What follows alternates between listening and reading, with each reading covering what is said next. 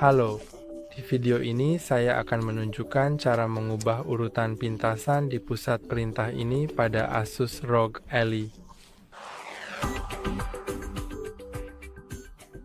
Ketika saya mengklik tombol ini, saya membuka pusat perintah dan untuk mengubah nana urutan pintasan cukup masuk ke pengaturan. Dan hal pertama yang bisa kamu lihat di sebelah kanan adalah pusat perintah.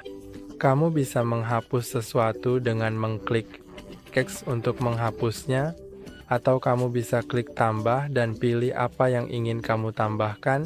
Saya akan menambahkan Rekam Layar. Dan sekarang kamu bisa melihat bahwa menu saya di sini sudah disesuaikan dan saya bisa merekam layar. Itu saja untuk hari ini. Jangan lupa untuk suka dan berlangganan. Sampai jumpa.